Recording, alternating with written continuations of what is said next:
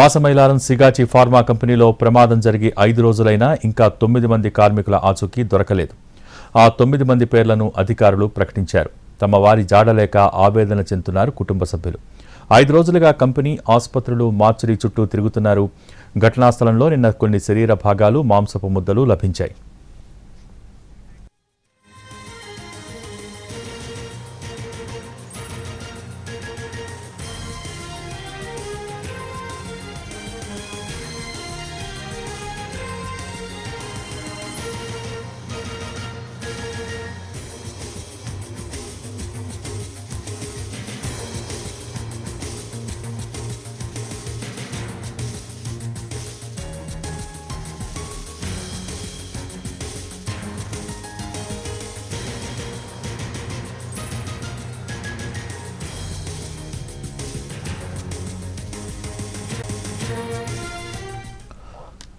Pashamylaram Sigachi pharma కంపెనీలో ప్రమాదం జరిగి 5 రోజులైనా ఇంకా 9 మంది కార్మికుల ఆచూకీ దొరకలేదు.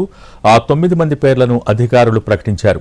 తమ వారి జాడలేక ఆవేదన చెందుతున్నారు కుటుంబ సభ్యులు. 5 రోజులుగా కంపెనీ ఆసుపత్రులు మార్చురీ చుట్టూ తిరుగుతున్నారు.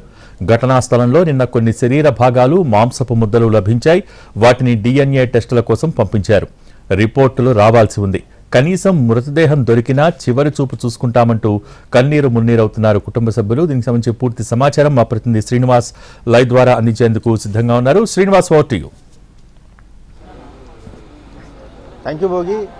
సిగాచి పరిశ్రమలో పేలుడు ఘటన జరిగి ఈ రోజుకు కూడా 5 రోజులు గడిచింది. అయితే 5 రోజులుగా కూడా ఇప్పటి వరకు 9 మంది అధికారికంగా వారి ఆచూకీ లభించలేదని చెప్పి అధికారులు చెప్పడం జరిగింది. అయితే అసలు ఆ 9 మంది ఎవరు, అసలు ఆ 9 మంది ఏమయ్యారన్న దానిపై ఇప్పటికీ కూడా ఒక క్లారిటీ లేదు. అధికారులు కూడా ఆచూకీ లేనటువంటి వారు 9 వారి పేర్లు కూడా ఇప్పటి వరకు ప్రకటించలేదు. దీంతో ఆ బాధిత కుటుంబ సభ్యులు ఎవరైతే ఉన్నారో వారంతా కూడా ఇటు సంగారెడ్డి జిల్లాలో ఉన్నటువంటి ఆసుపత్రులు కావచ్చు, పటాన్చేరు ఏరియా ఆసుపత్రి మార్చురీ, అదేవిధంగా సిగాచి పరిశ్రమ వద్ద ఈ మూడింటి చుట్టూ మాత్రం కాళ్ళరిగేలా తిరుగుతున్నటువంటి పరిస్థితి అయితే ఉంది. అసలు ఆ 9 మంది ఎక్కడున్నారు, ఏమైపోయారన్న దానిపై ఇప్పటి వరకు కూడా క్లారిటీ లేదు.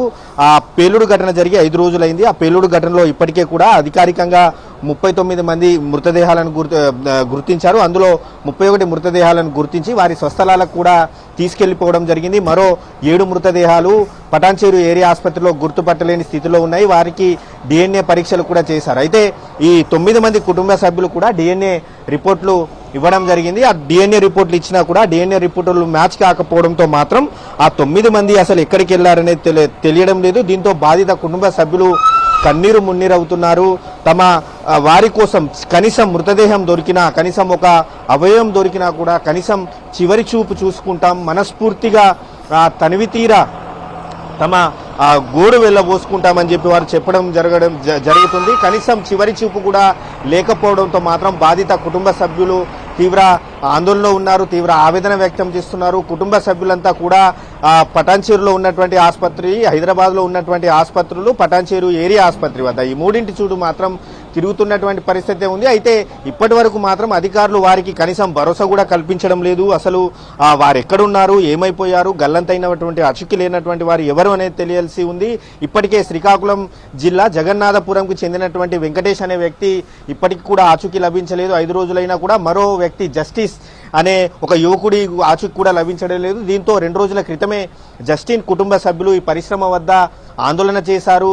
తమ కొడుకు జాడ చెప్పాలంటూ కూడా తన తండ్రి తల నేలకేసి బాదుకొని రోధిస్తున్నటువంటి ఘటన కూడా మనం చూసాం. ఇటువంటి ఘటనలో ఇప్పటి వరకు కూడా 9 మంది ఆచూకీ అసలు వారి జాడెక్కడ అనేది మాత్రం ఇప్పుడు సస్పెన్స్ గా మారింది. దీంతో బాధిత కుటుంబ సభ్యుల్లో ఆందోళన వ్యక్తం అవుతుంది. అసలు ఆ 9 మంది జాడ ఇక కష్టమేనా, ఆచూకీ లభిస్తుందా లేదా అనేది మాత్రం ఇప్పుడు ప్రశ్నార్థకంగా మారినటువంటి పరిస్థితి ఉంది. నిన్ననే మనం చూసాము కొన్ని ఘటనా స్థలంలో మాంసపు ముద్దలు, శరీర అవయవాలు దొరికాయి. దీంతో కడసారి చూపుకి కూడా ఆ 9 మంది కుటుంబ సభ్యులు నోచుకునే అవకాశం లేనట్లయితే మనకు కనిపిస్తుంది Bhogi. Okay, thank you, Srinu.